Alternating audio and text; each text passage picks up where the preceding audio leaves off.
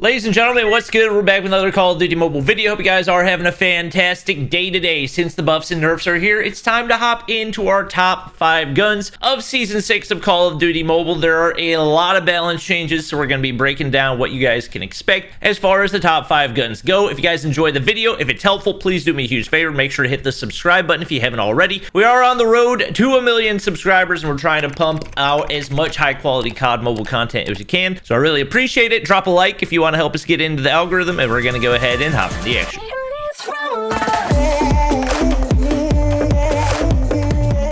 Obviously, first up, we got our honorable mentions. There are a couple buff guns that I do want to throw in here that, while I don't think they're quite in the top 5 right now, I think no question, with a couple changes over the next couple of seasons, they could very well end up there pretty soon. The first of these is going to be the recently buffed DRH, which got a really big buff that I talked about in a video that I posted a couple of days ago. Not only did they increase some of the multipliers, but there's actually a hidden buff to the OTM mag, which now makes it so that the upper arm does more damage than a headshot. On top of that, it has recently gotten some pretty big bullet spread accuracy buffs as well, so this is now a lot more effective at long range than it was previously, and in the hands of a skilled player can absolutely dominate at any range. Another one that doesn't quite make it in there is one that I had in the top 5 last season, but upon further review, I just don't think it quite makes it into the spot that I had it previously. That's going to be the AK-117. The main reason it's not in the top 5 is just because of what it comes down to as far as consistency goes. Obviously, there is potential for you to be able to hit a bunch of upper body shots and achieve a really fast time to kill, but on average, you can't really bank on that being the case, especially across every single player. Because of that, I can't quite keep the AK-117 inside the top 5, but it's definitely one of those high skill gap weapons that the more and more people use it, the more we'll start to see it in those competitive and meta settings. The last one's going to be the GKS. Now, you guys know this got a big buff last season. It has a crazy high potential time to kill at 200 milliseconds, but it also has a slower rate of fire than any other gun on this list outside the DRH. Because of that slower rate of fire, it does have a tough time keeping up, and it doesn't have as good of a range as some of the other assault rifles on this list. With that being said, you'll probably see it used in competitive a good bit just because of its potential, and especially when it's in the hands of a pro player, it absolutely shreds on top of the great mobility that it has because of its SMG categorization.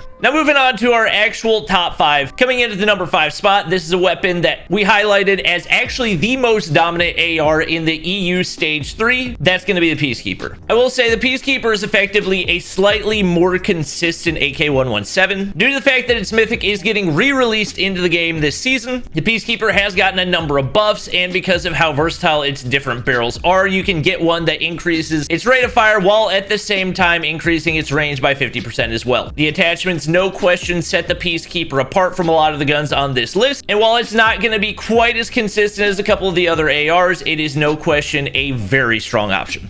Now, coming in at number 4, we have a weapon that previously had been paired with another weapon pretty much for the last 4 or 5, maybe even longer seasons. That's going to be the SKS. Now, the SVD is no longer going to be on the list because it no longer has the same range that it did. It used to have a 40-meter one-tap range, which covered the majority of the engagements on a pretty significant number of maps. That was decreased all the way down to 30 meters, so it's going to be a lot less consistent in regards to its one-tap ability, and I would say this sets the SKS apart as significantly the better option whenever it comes to long-range engagements. The SKS has absolutely remained in a category of its own as one of the weapons that can absolutely dominate anywhere above 20 meters, and even if you're extremely accurate, it can still match the time to kill of a lot of SMGs and ARs up close, but you gotta make sure you don't miss a single bullet, which can be a little bit unforgiving. But on the flip side, you only need one headshot to kill anywhere on the map, which makes it extremely lethal when it comes to taking people off of head glitches. Now, since we no longer have the SKS and the SVD combined into one spot, we actually have 2 different guns that, even though they do function in very different ways, they have the same purpose and have been on top in the same way for a long time. So I've got a tie at number 3 for the Kilo and the N13. As much as I messed around with other guns, tried to make it so that we could have a different top 3 weapons, it just doesn't happen, especially when I play in events like the Trovo Showdown where I'm actually going up against pro players, I try to make these other guns that look like they could be meta, they look like the stats can match up, but they just can't match the consistency of the Kilo and the M13. I got to keep these guns in the top 3 just because of how ridiculously consistent they are and how it seems like they're pretty much never going to get a nerf. These two can be used in pretty much any situation, but obviously the ideal is going to be the long range, as you're going to get outgunned by the 2 SMGs in the top 2 of this list, at least if you're up close. The upside of the Kilo is that it's higher damage than the M13, so you don't need to land as many shots in order to get a kill. With its 4-shot time to kill being around 267 milliseconds, obviously that's not insanely fast, but just because it has one of the best BSA stats in the game,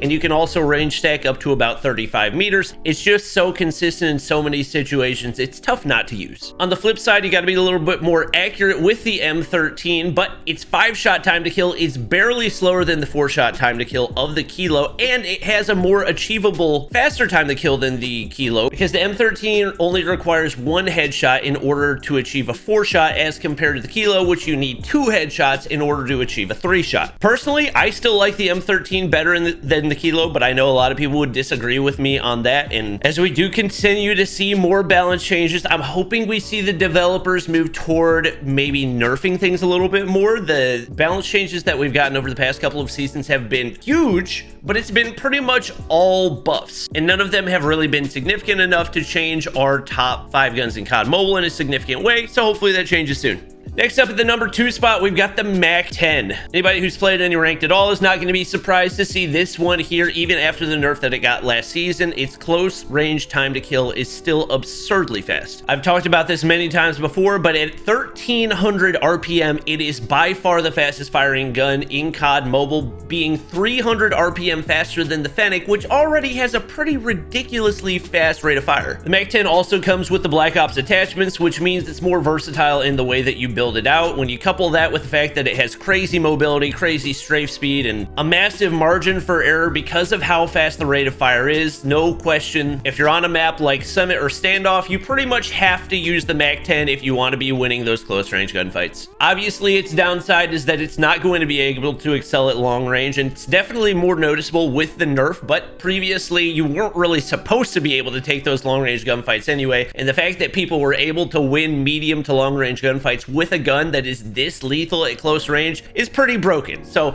if anything, it just means it's slightly more balanced, even though I definitely wouldn't call it balanced. Then coming in at the number 1 spot, shouldn't be a surprise to anybody that the CBR is still on top as the number 1 option in Call of Duty Mobile. No question, it is the most versatile in that it does have a 225 millisecond time to kill if you land all your shots up close, while still being able to gun people at long range. We found out this season we are getting the Redux for the CBR, which now makes sense why it is still the number 1 option in the game. I'd like to believe that following this season we get a nerf, but realistically, since the Redux is back, it'll probably be 2 seasons, which is unfortunate because this has been the number 1, 2 type of gun in the game for a really long time. I don't know, 5 months, 6 months, 7 months. It's been really good for a long time. I think January, whenever January was. You can build it out a lot of different ways too, depending on your play style, but I would definitely recommend playing something more aggressive, and if you want to play more passive, maybe trying out something like the SKS, the M13, or the Kilo. Hope you guys did enjoy this. Hope it was helpful for you. If you feel like I missed out on anything, feel free to let me know down in the comments below, but that's going to be it for the video. Hope you enjoyed. Drop a like if you did, subscribe if you haven't already, and I'll see you guys in the next one.